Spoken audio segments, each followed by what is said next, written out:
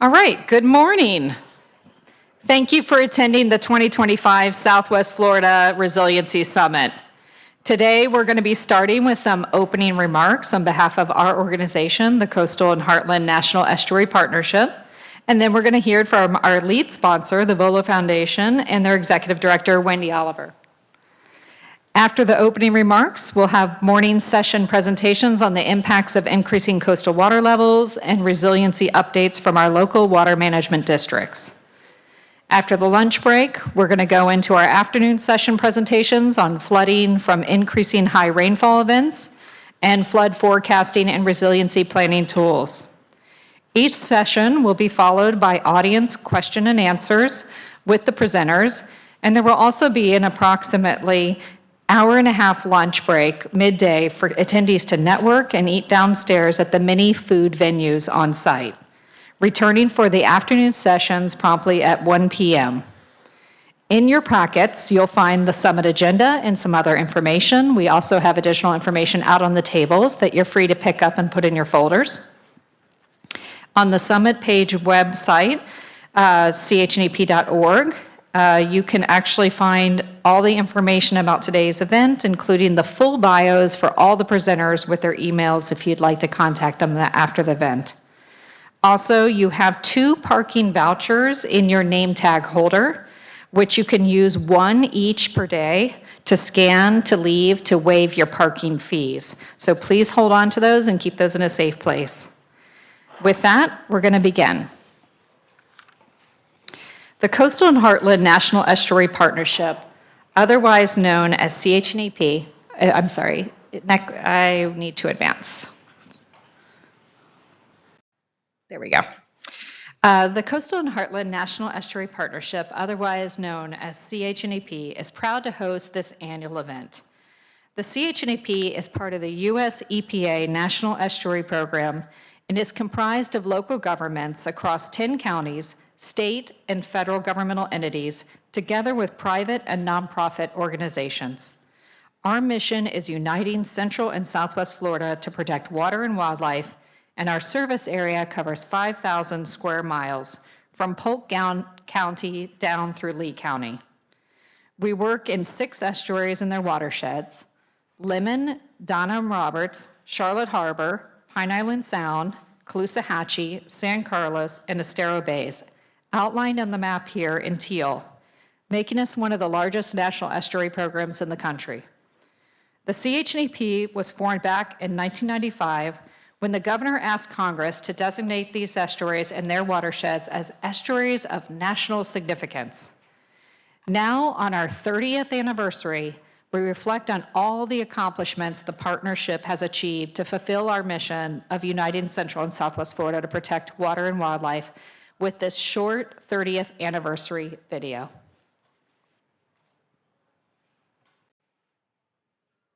Oops, gotta remember to advance.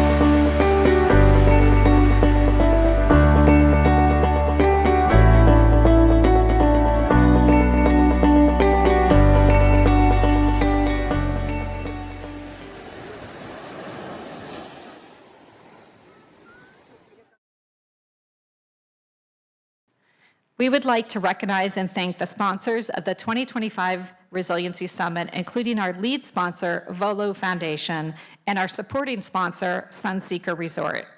We would also like to thank the Florida Board of Professional Engineers, who graciously are offering continuing education hours to professional engineers and geologists attending today's event. Please join me in giving our sponsors and event partner a round of applause.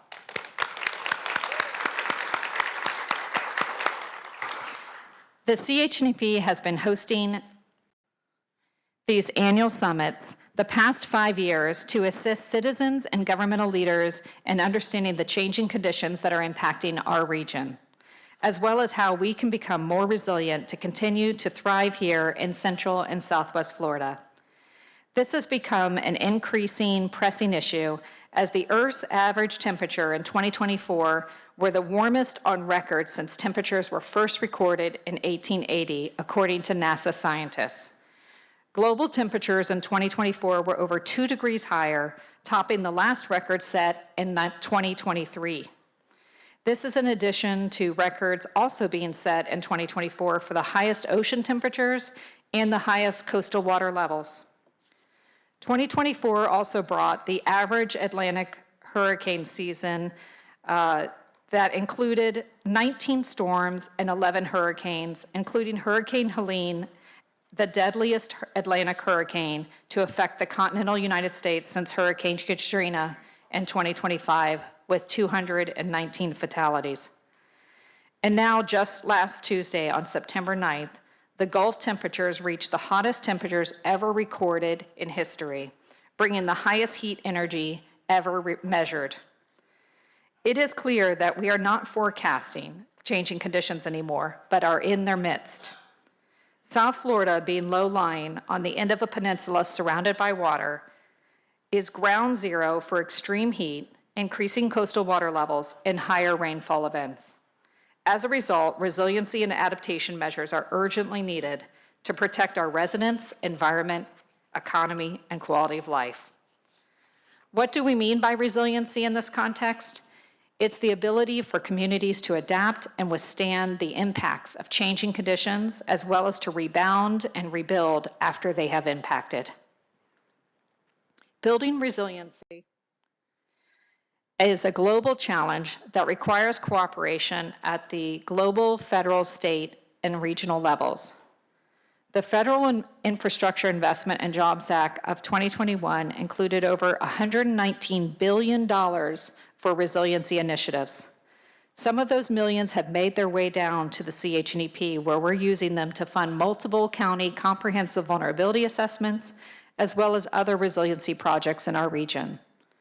Our communities are now directly benefiting from these as historic federal investments towards advancing resiliency.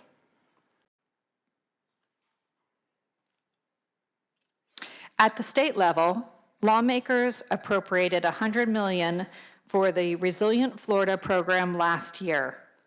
The state also provided an additional $200 million towards the My Safe Florida Home program, which funds over 18,000 grants for homeowners, providing free wind mitigation inspections and needed funding assistance to help strengthen homes against future wind damage. These state investments are directly helping communities and homeowners in our region to adapt and to reduce future risks to our public infrastructure, emergency facilities, and private homes and businesses.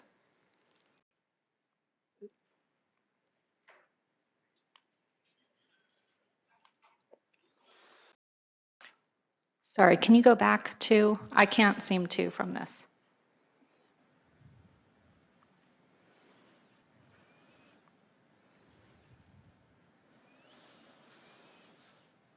Okay, thank you. I would like to turn it now to Wendy Oliver, Executive Director of the Volo Foundation, to provide her opening remarks as the lead sponsors of today's events. Wendy?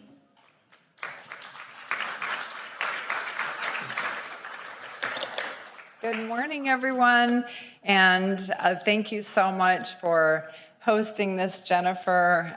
Volo Foundation is really honored to be here today.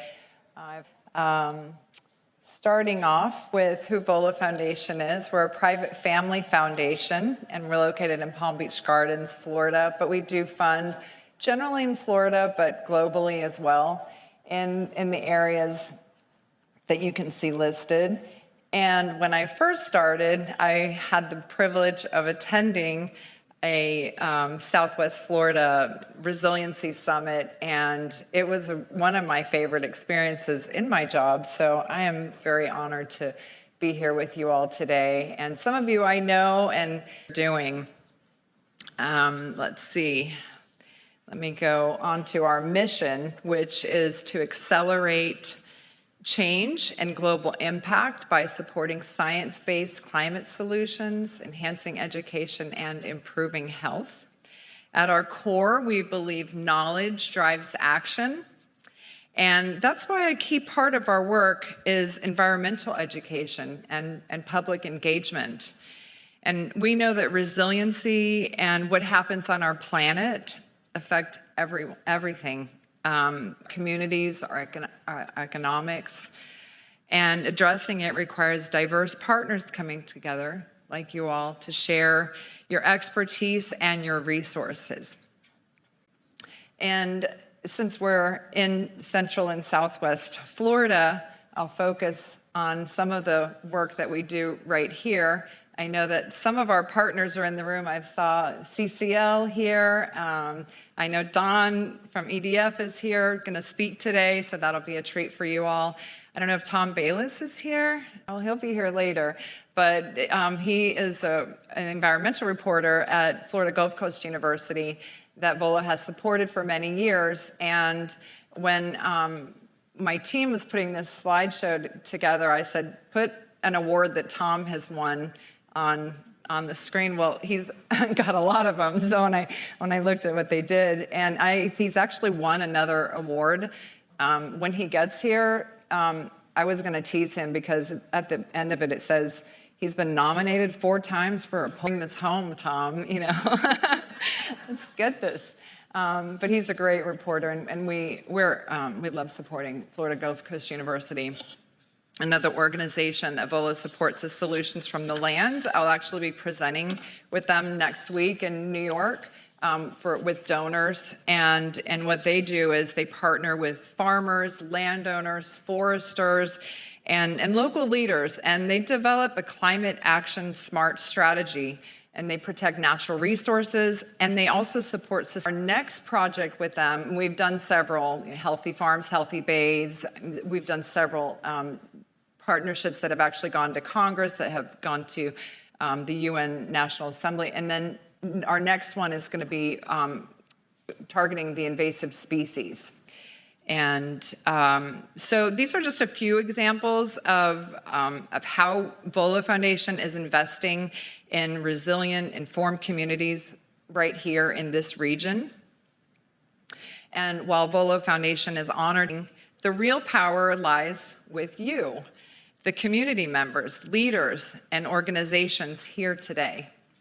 That's why I want to encourage everyone to stay engaged beyond this summit, and there are great opportunities that VOLA Foundation provides for you to do that. I just heard this morning that the Calusa Waterkeeper is presenting at our Florida Climate Week event, which is coming up in October.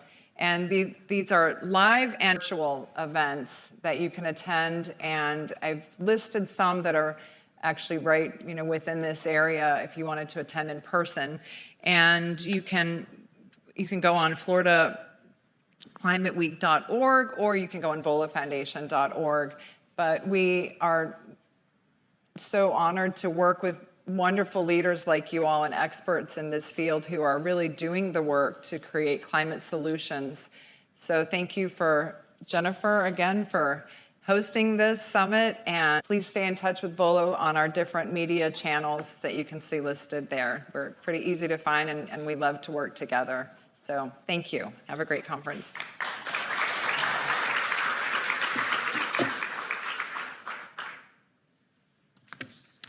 Thank you so much, Wendy. Now we'd like to hear from you, our audience. We're going to be using Menti to gather your input and questions throughout the summit. If you would please take out your cell phone and either go to menti.com, displayed at the top of the screen here, 23442765.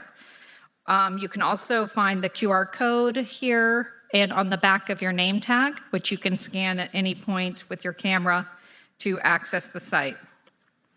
Your questions will be shown on the shared screen to the presenters during Q&A following their presentations. We're going to be using this as the platform for gathering audience questions throughout the event for them to answer as many as time allows. We do have some initial questions for those of you in the room today as to what your thoughts are regards to advancing resiliency efforts in our region. So we're going to go over in a minute to Minty, and if you wouldn't mind starting to answer those questions you see on your screen. First, who is in the room today? Please pick whichever one describes you best.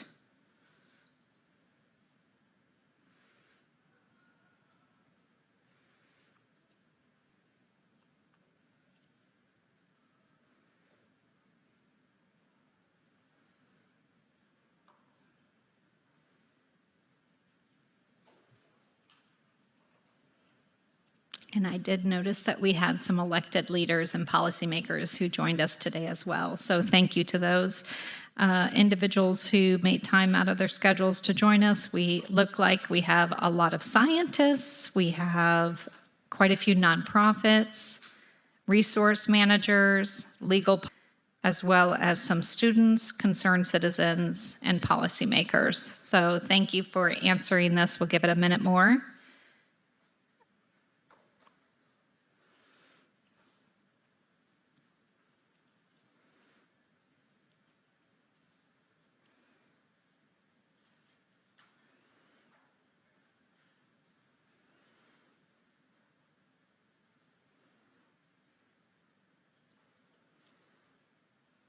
All right. With that, I think we're, which is how familiar are you with the topic of resiliency? I'm new to it and eager to learn. I know a few things, but would like to learn more, or I'm well versed.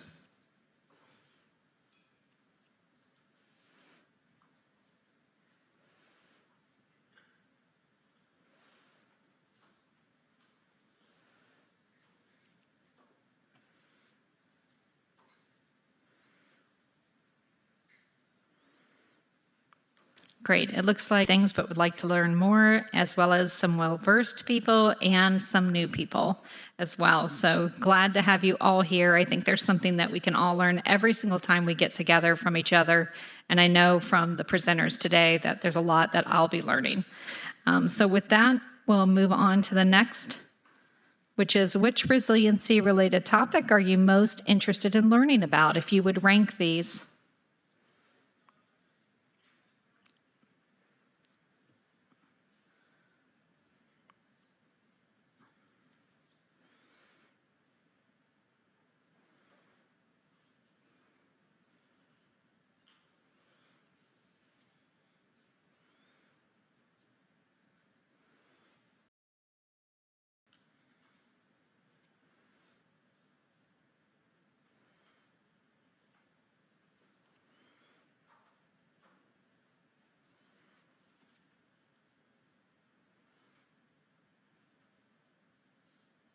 All right, so it looks like number 1 is changes in coastal water levels, 2, changes in habitat, and number 3, changes in weather.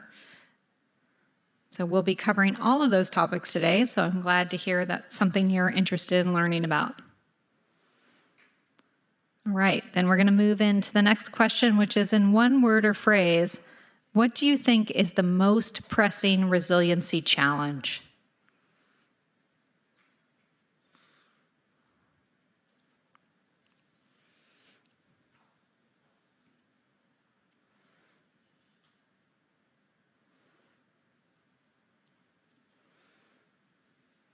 First one up is flooding. That doesn't surprise me because we had Jim Cantore from the Weather Channel broadcast right out of Sunseeker, where we're here today during Hurricane Milton because of the record levels of flooding in this area.